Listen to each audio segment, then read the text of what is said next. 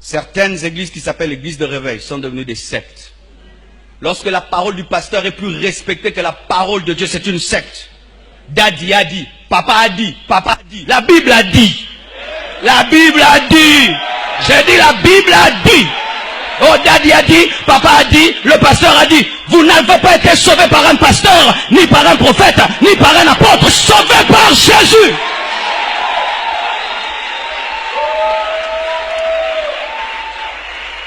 La parole de l'homme de Dieu est inférieure à la parole de celui qui l'a mandaté. Lorsque le mandaté prend la place du mandataire, j'aimerais vous dire que vous êtes dans une secte et vous êtes dans l'idolâtrie.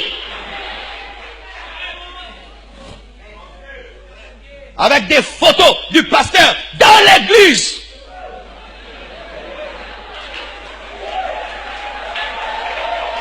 Dans l'église. Qu'est-ce que la photo du pasteur vient faire dans l'église? Nous n'avons pas quitté nos maisons pour un homme. Nous avons quitté nos maisons pour Jésus. S'il y a une affiche, mettez-la dehors. Mais on met devant là une grosse photo du daddy. Il y aurait Jésus. Ne vénérez jamais un homme, sinon une secte. Et maintenant, même des photos de Jésus qu'on n'a jamais vues. Qui vous a dit que Jésus est un Suédois avec des yeux bleus? Des photos de Jésus. Est-ce qu'il y avait des photos, des appareils photographiques en son temps pour que vous ayez une photo de Jésus? Un Jésus barbu, très beau. Des cheveux noirs. D'autres ils mettent des cheveux jaunes. Tout dépend du goût. Oui, parce que la photo de telle église est différente de la photo de l'autre, de l'autre et de l'autre. Et si tu cherches ça, tu trouves la photo sur Internet. On ne sait même pas si c'est un magicien, si c'est un occultiste, ou c'est un juif, ou quelqu'un, même une photo travaille sur Photoshop. Même un prophète. Secte. Même si la Bible est ouverte, c'est une secte. Lorsque dans une église, il y a le culte de la personnalité, c'est une secte. Jésus vous laisse votre église avec votre pasteur, ou son entrée spécialement reçue. Son entrée, c'est comme Tyson qui va se battre. À droite et à gauche, il y a des frères. Hey, le grand homme est venu. Jésus était déjà là. Le roi des rois était déjà là. Comment est-ce que nous avons reçu Jésus? Comment on a reçu Jésus? Comment on a reçu Jésus? Est-ce que Paul faisait ça? Est-ce que Pierre faisait ça? Bien aimé, c'est Paul, Pierre qui doivent être nos modèles, mais pas imiter nos contemporains qui tombent dans des cultes de la personnalité. Pourquoi Jésus-Christ est mort si nous devons aller acheter les habits des Juifs pour prier? Est-ce qu'il y a un habit pour prier? Est-ce qu'il y a un habit pour prier? Le vêtement pour prier, c'est la justice et la sainteté par le sang de Jésus. Est-ce qu'il y a un habit pour prêcher? Est-ce qu'il y a un habit pour prêcher? Est-ce qu'il y a un chapeau pour prêcher? Si j'ai besoin, c'est d'être revêtu de la puissance de Dieu. Mais tu peux être dans une église où on enseigne la parole de Dieu. Parce que tes problèmes tardent d'obtenir une solution, tu vas dans un endroit où on te fait porter des habits. Pourquoi vous croyez facilement? Vérifiez la parole qu'on vous enseigne à la lumière de la Bible. Même si c'est un grand enseignant, si ce qu'il dit n'est pas écrit, tu as le droit de dire non. C'est ta vie. Je suis allé dans une conférence une fois, le prédicateur prêche des choses, je dis non, on en est bien moté. Et puis après on me dit, pasteur Marcelo, est-ce que tu peux prêcher ça là-bas? Je dis, na maîtrisant moté na yé bien moté, biloko na yé bioté en moté, na biloko na msusu ndebo singa na obetango. Pe ba benga nga suste. C'est mon droit de dire que biloko eza biloko sika, na yé bien moté. Une fois j'ai amené quelqu'un qui habitait chez moi, je l'amène quelque part dans un restaurant et je commande des trucs et je dis mange. Elle a refusé de manger la pizza. Pourquoi? C'était nouveau. Elle était habituée au foufou. C'était son droit. Ayo sanza. Ayo belaliboumou. C'est ton droit de dire cette doctrine est nouvelle pour moi. Cette doctrine est nouvelle. Je ne la connais pas. Moi on ne m'a pas enseigné comme ça. C'est ton droit. Même quand je prêche, si c'est que je prêche, tu trouves que c'est nouveau, va prier Dieu. C'est qu'il a dit ce que c'est vrai, va ouvrir la Bible. Si c'est faux, ne me crois pas.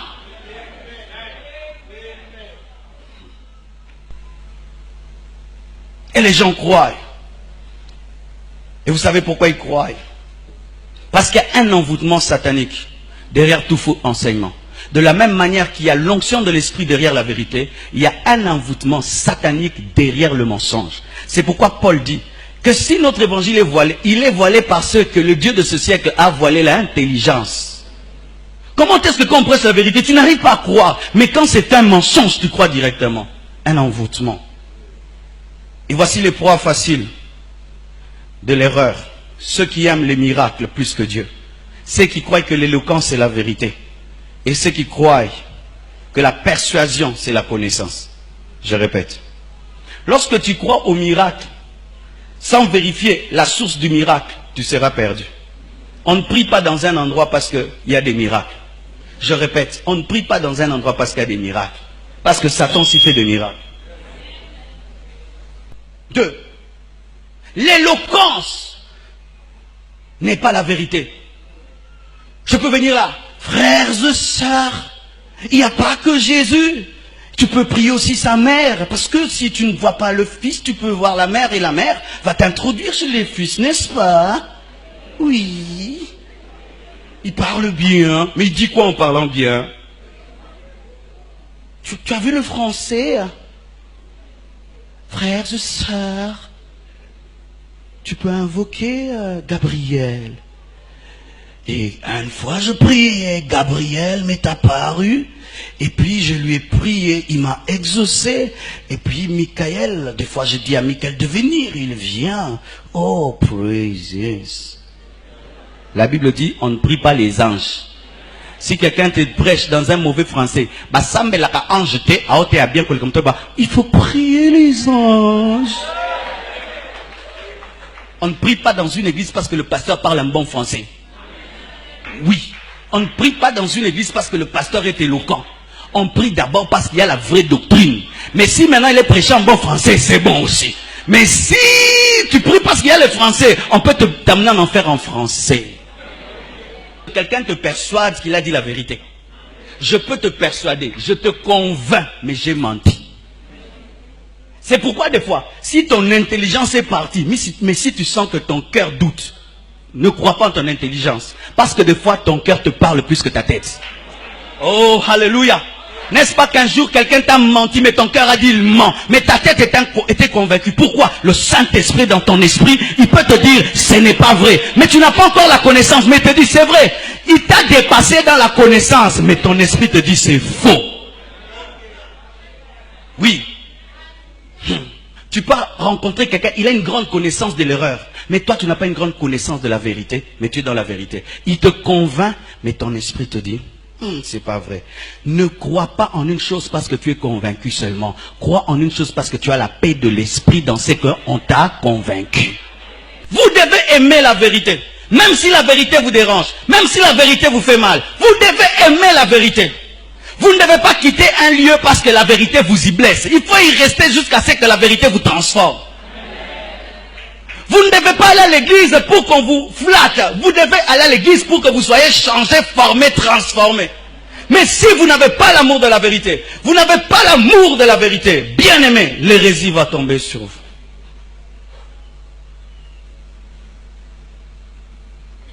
Pendant que les hommes sont en train d'abandonner Dieu, en ce temps de la fin, et que le monde est dans l'étonnement, pourquoi ça? Dieu avait déjà tout dit. Mais il est possible d'être le reste de Dieu dans l'apostasie. Alléluia. Il faut être le reste de Dieu. J'ai pris une décision.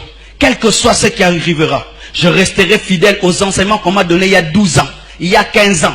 Des enseignements que j'ai entendu mon père spirituel prêcher, le pasteur André Verneau prêcher. Je vais garder cette parole-là. Même si ce ne sera plus à la mode. J'accepte d'être un prédicateur démodé, mais être fidèle à Dieu. Je ne cherche pas une église à la mode. Je cherche une église qui ira au ciel. Je ne cherche pas une église à la mode. Je cherche une église qui ira au ciel. Je ne cherche pas une prédication à la mode. Je cherche une prédication fidèle. Tu dois te décider. Si les gens vont changer, je ne changerai pas. Si les gens vont commencer à pécher, je ne pécherai pas. Si je dois mourir, je préfère mourir que pécher contre Dieu. Vous devez prendre de telles décisions et te préparer en conséquence par rapport aux persécutions. Et dire, si même je dois souffrir, si même on doit m'abandonner, j'accepte. Sinon, Ces signes de la fin s'accompliront dans votre vie, mais pour votre malheur. Toi qui es debout, reste debout. Toi qui es tombé, relève-toi. Il n'est pas trop tard, tu vis encore. Que Dieu vous bénisse abondamment.